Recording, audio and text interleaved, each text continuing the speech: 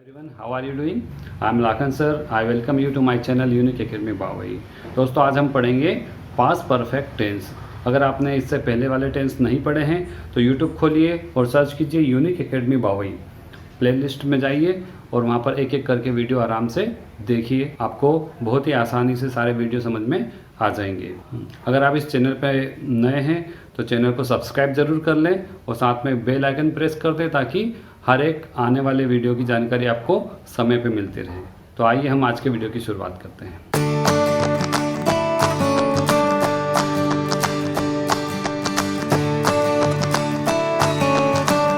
आप किस तरह से पहचानेंगे कि हिंदी का वाक्य पास्ट परफेक्ट टेंस का है? सबसे पहले क्रिया के अंत में हमको देखना पड़ेगा। अगर किसी वाक्य में क्रिया के अंत में चुका था, चुकी थी, चुके थे आता हो तो वाक्य पास्ट परफेक्ट टेंस का होता है। इसकी दूसरी पहचान क्या है? अगर क्रिया के अंत में आ, ई, ए की मात्रा के बाद था, थी, थे जैसे वाक्यांश भी आ जाए तो वे वाक्य भी पास्ट परफेक्ट टेंस के कहे जाते हैं। जैसे माँ खाना बना चुकी थी, इसी वाक्य को हम दूसरी तरह से बोल सकते हैं माँ ने खाना बना लिया था। ये टेंस प्रेजेंट परफेक्ट टेंस से सरल है क्योंकि वहाँ पर हमको दो हेल्पिंग वर्ब हैज और हैव का प्रयोग करना पड़ता है, लेकिन यहाँ पर सिर्फ एक ही हेल्पिंग वर्ब है हैड।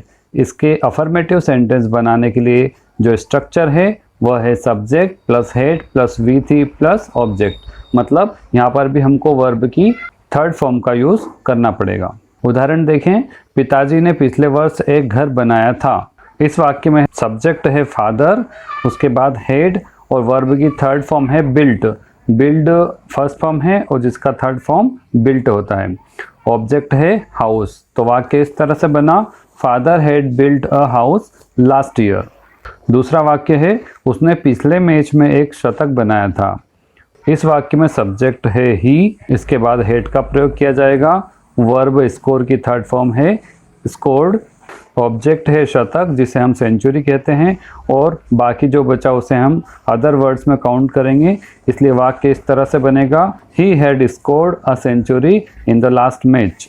नेगेटिव वाक्य बनाने के लिए हम इस स्ट्रक्चर का प्रयोग करते हैं subject plus had plus not plus V3 plus object.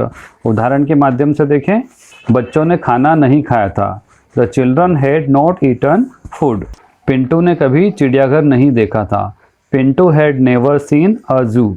जैसा कि आप जानते हैं इंट्रोगेटिव सेंटेंस बनाने के लिए हम क्या करते हैं, सब्जेक्ट और हेल्पिंग वर्ब को आपस में बदल देते हैं। इस तरह से हमारा स्ट्रक्चर बनेगा head plus subject plus V3 plus object और अंत में हम क्वेश्चन मार्क का प्रयोग करेंगे। वाक्य इस तरह से बनेंगे, क्या आप मेरा संदेश देख चुके थे? Had you seen my message. क्या परिधि ने यह किताब अपने बचपन में पढ़ ली थी? हैड परिधि read this book in her childhood. आइए देखते हैं नेगेटिव प्लस इंट्रोगेटिव सेंटेंस किस तरह से बनेंगे। इसमें हम सबसे पहले हैड का प्रयोग करेंगे, उसके बाद सब्जेक्ट, फिर नॉट, उसके बाद V3 और अंत में ऑब्जेक्ट का प्रयोग करना पड़ेगा। एग्जाम्पल देखें, क्या राम ने धनुष नहीं तोड़ा था? Had Ram not broken the बो। क्या उन्होंने कल फिल्म नहीं देखी थी? Hadn't they watched a movie yesterday? दोस्तों हेड में नोट लगाकर हम hadn't भी बना सकते हैं। इसे मैंने अपने दूसरे एग्जाम्पल में शामिल किया है। बात कर लेते हैं WH क्वेश्चन वर्ड्स की। इसमें दो तरह से सेंटेंस फॉर्मेशन किए जाते हैं। पहला जो स्ट्रक्चर है वो है WH1 plus had plus subject plus V3 plus object. इस स्ट्रक्चर का प्रयोग करके हम पहला वाक्य बनाएंगे, मम्मी ने पलक को सुबह कहाँ भेजा था?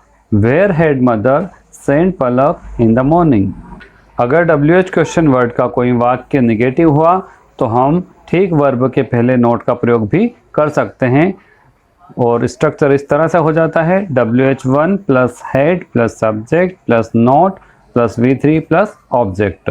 उदाहरण देखें, पुलिस ने तुम्हारा पीछा क्यों नहीं किया था? Why had the police not chased you. अब आ जाते हैं हम WH क्वेश्चन वर्ड्स के स्ट्रक्चर 2 पे। यहाँ पर नया स्ट्रक्चर है WH2 plus object plus had plus subject plus V3 plus question mark. WH1 और WH में अंतर क्या है? WH2 में हम क्वेश्चन वर्ड के तुरंत बाद ऑब्जेक्ट का प्रयोग करते हैं, जबकि WH1 में ऐसा नहीं किया जाता है। WH2 के स्ट्रक्चर से हम सिर्फ 4 प्रश्नों के वाक्य बनाते हैं, जिसमें हमने शामिल किया है विच, हुज, हाउ मेनी और हाउ मच। उदाहरण के माध्यम से देखें, राहुल ने तुम्हारे घर कितने गिलास जूस पिया था? How many glasses of juice had Rahul drunk at your house.